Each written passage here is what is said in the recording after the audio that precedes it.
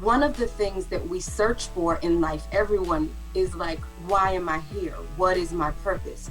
And I've found that we really only have one purpose, and that is to make the world better for the next person, for our neighbors, for our community, all those things. Welcome to Come Back with Erica Cobb, a community of folks like yourselves who are getting ready and staying ready for their next chapter. Well, every chapter has a story, and my guest today is a celebrity ghostwriter, book publishing expert, playwright, film director, and CEO of 13th and Joan Publishing House, who has written for a host of clients, including Bravo, BET, and Grammy Award-winning artists, just to name a few. But if you ask her, she is a bona fide storyteller. It's the queen of storytelling, Ardre Orie. Welcome to Come Back with Erica Cobb.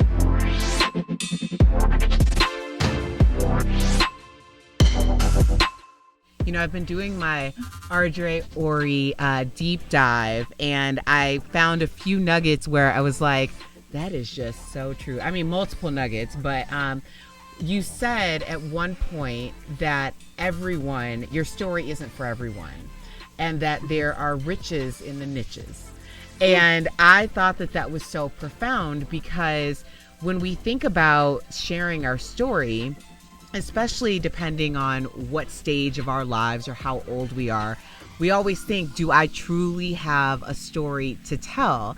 So what do you think is one of the biggest obstacles facing people who kind of have a story brewing that they'd like to tell, but they don't know how to go about, or if it's appropriate to go about telling said story? So, it really comes down to two things. The first thing is that we must all realize that our stories do not belong to us. We approach it in a very selfish way, and not because that's bad. That's just how we're all wired. So when we get ready to tell our stories, in many instances, we think about ourselves first. But one of the things that we search for in life, everyone is like, why am I here? What is my purpose? And I've found that we really only have one purpose, and that is to make the world better for the next person, for our neighbors, for our community, all those things. And so we have experiences, the things that we go through, those are literally pieces, testimonies that we are to give back. We don't just experience things just to have them happen to us. They happen to us so that we can then shed light on them, so that someone else's path can be illuminated. Everything that we go through is a how-to manual blueprint for someone else. The information we learn, the things that hurt us, the things that help us, the things that make us feel good, all of that belongs to someone else. And so when we position ourselves to recognize that we should be in a constant state of paying it forward through our experiences and through our knowledge, then that really changes the game as far as how we look at our individual stories. So we have to reshape the mindset that it's really not about us. As much as it is, it isn't. It is for us to figure out what it all means. That is why writing it down and tracing the information, tracing the experience is important, because when you do that, you can see the themes and the patterns that emerge. You can look at yourself and say, oh, that was the decision I made when I was 17. Well, great. Now that I'm 21, I definitely do something different or the same, depending on the outcome. So the first thing is that we have to understand our stories do not belong to us. They are the rent we pay for being here. When we keep them to ourselves, we are literally behind on the rent for being here. So that's one. The second part of it is there is a thing called writing the right book. Now, this comes down to what it is that you're intending to do. If you're intending to simply help, to simply create a message for someone else, then the right book is literally whatever story is so heavy that you must set it free. It's very simple. The other thing, though, is if I'm intending to profit from a book, if I'm intending to build a customer base, to make myself be an authority, then the right book is positioned based upon whatever your industry is. So an example of that would be, we have an author who She's just, you can see what people's gifts are. Other people on the outside looking in can easily see what people's gifts are. So this particular client, she is very much a person who inspires women. She's the person who speaks into people. She's the person who, at events, she's there later talking to people, pouring into people. That's naturally who she is. And so she's over the age of 60. Now, her next book, her first book was her individual story. The next book she was going to write was about children experiencing divorce. Well, that's a great book. That's something that absolutely needs to be addressed. But her goal and her purpose, which is very obvious, is to pour into and inspire women. So I explained to her, although this is a great book, if you want to grow your brand, if you want to grow a community, if you want to grow an audience, this is not the right book right now. The right book for you is to write a book of affirmations for women who are 60 plus, a book of, devotional 30-day challenges, things that women your age can consume and be inspired by.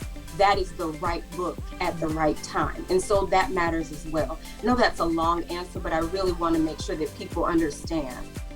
No, that's a perfect answer, and the length was perfect as well. But there were so many nuggets in that because, for starters, the idea that our stories don't belong to us is heavy, especially when we take such ownership over our stories. And a part of that is because we're trying to protect that version of ourselves that experienced that story. The other thing you said, that telling your story is the rent you pay for being here. Yes. That is so dynamic. On this podcast, I talk to a lot of testimony teachers, and I appreciate that they're so transparent with their testimony, because I do understand that their testimony is healing to others. But I also understand, based on the first season of my podcast, where it was just me telling my story, that by telling that story, it took the power, it gave me the power back, and it took a lot of the pain out of that story. Because when you get to a point where you can openly share stories related to trauma, then I feel like you're truly on a healing journey and you're just in another place. So I'm really, that really affirmed a lot of things that I felt in my heart, and I appreciate all of that. Yeah, the layers, you mentioned that's so huge. We have to peel those things back. And one thing too, I think that a lot of times people think, well, I haven't experienced trauma.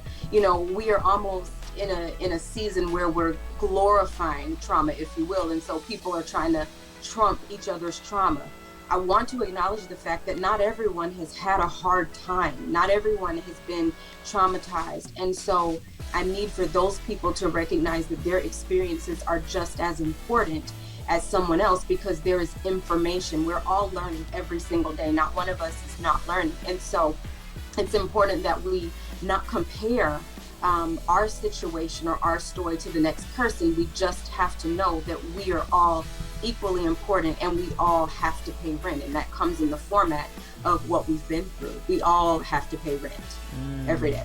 I just really appreciate you, sis. Where can we find and follow you, your brand, your retreats, all of it? Yes, thank you again, and please know that I'm just a mirror. I'm so proud of you, and I'm so excited to just be here with you today. I really am. And I've explained to you, in our own conversation, all the things that are happening. So this conversation is very meaningful for me. So you can find me on social media at the Queen of Storytelling. It's much easier to spell than my name. And so when you find me at the Queen of Storytelling, all of my other brands are linked there.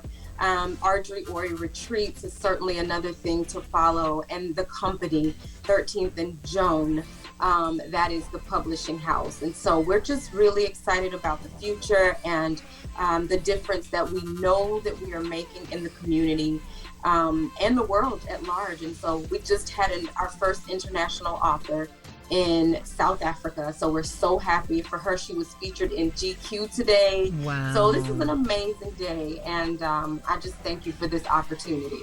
I thank you, sis. Come back, kids. Find and follow Ardre Orie, the Queen of Storytelling. And for the full podcast, please go to my online home, comeback.tv, where you will learn more about the Queen of Storytelling. And make sure you listen to her podcast as well, because your story has power and you might get something out of someone else's story as well. In fact, we know you will. So thank you so much, Queen. I appreciate your time and your light.